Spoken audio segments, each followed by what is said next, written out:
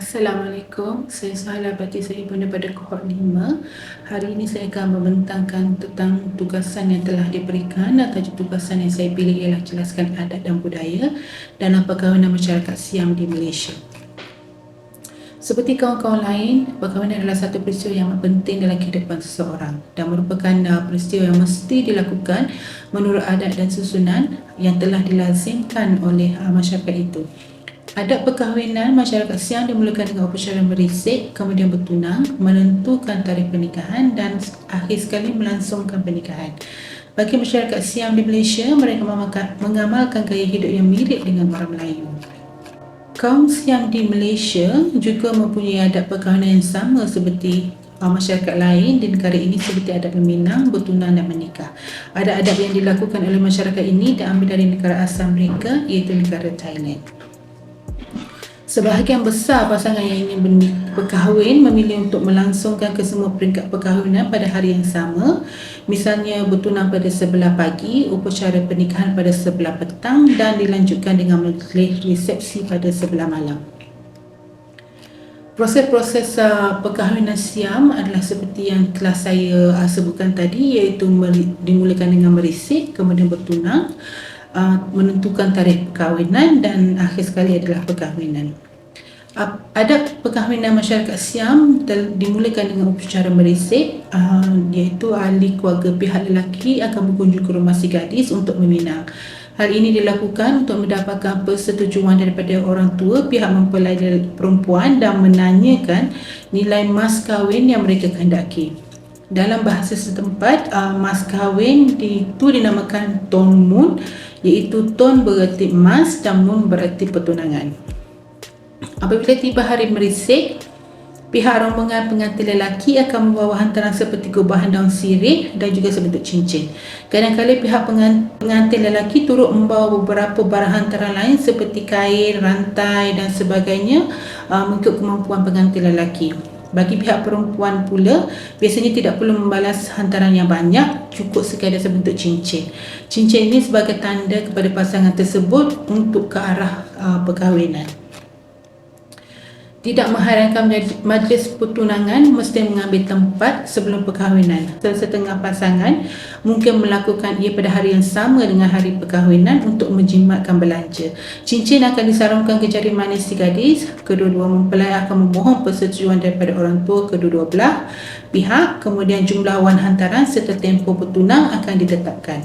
Biasanya mas perkahwinan adalah dalam bentuk perhiasan emas dan wang. Untuk memastikan perkahwinan yang bahagia dan makmur, pihak itu harus berkahwin pada masa dan hari yang bertuah. Tarikh perkahwinan tidak boleh dipandang ringan oleh masyarakat Siam dan mereka akan merujuk kepada Tok Bomoh untuk melihat keserasian. Tarikh majlis perkahwinan biasanya akan ditetapkan selepas musim menuai. Kebiasaannya ia ditetapkan oleh mereka yang mahir dengan pergerakan hari dan waktu, iaitu Tok Bomoh atau Tok Mun. Sebelum hari perkahwinan, sami-sami akan pergi ke rumah pengantin untuk sembahyang dan memberi ceramah kepada pengantin dan tetamu yang hadir. Perkahwinan dalam masyarakat Thai biasanya diadakan di rumah pengantin perempuan. Apabila upacara perkahwinan bermula, kedua pengantin akan melakukan sembahyang di tempat khas, memohon Lok Buddha menyaksikan perkahwinan ini serta mencucuri rahmat dan kesejahteraan hidup kepada pasangan tersebut. Selepas itu, pasangan pengantin kemudiannya akan duduk bersimpuh dan menundukkan badan mereka atas bantal atau bangku rendah yang disediakan khas dengan tangan mereka yang tertangkup. Sebagai tanda sah perkahwinan, dahi pasangan pengantin akan dicalik sebanyak 3 titik dengan tepung tawar yang membentukkan segitiga. Tukar nikah akan merinjis air tawar yang mengandungi bunga-bungaan dan menepun tawar ke atas tangan pasangan pengantin dengan menggunakan sejenis daun dari keluarga lengkuas. Selepas itu, pengantin akan menjembah kedua-dua orang tua mereka sebelum disandingkan. Seterusnya, pengantin masing-masing akan dikalungkan sekalung bunga melur dan seutas tali pengikat atau dipanggil benang hidup. Ia akan dililitkan di atas kepala mereka dan kemudian doa akan dibacakan oleh jurunikah. Benang hidup sering digunakan dalam upacara ritual kaum ini. Akhir sekali upacara merincis air tawar ke tangan pasangan pengantin dimulakan oleh ketua sami. Ketua sami kemudiannya akan meletakkan kalung yang diperbuat daripada benang hidup atas kepala pasangan pengantin tersebut. Kedua-dua kalung itu dihubungkan pada seutas benang. Hubungan ini menandakan pencantuman hidup mereka sebagai suami isteri. Selepas itu, ibu bapa pasangan pengantin akan melafazkan nasihat serta ajaran rukun rumah tangga kepada pengantin supaya dapat hidup bersama dengan aman damai sehingga akhir hayat. Para sami yang dijemput khas ke upacara perkahwinan itu kemudiannya akan membacakan doa selamat sambil merenciskan air tawar serta menabur bunga-bungaan ke atas pasangan tersebut. Busana perkahwinan yang digunakan oleh ataupun yang dipakai oleh pengantin perempuan ialah cap tai proyok dan diubah suai daripada busana tradisional iaitu tai cakri.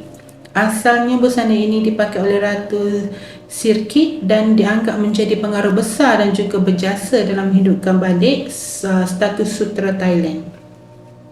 Busana ini nampak bergaya apabila dipadankan dengan lilitan selendang sutera pada sebelah bahu yang dipanggil sadai.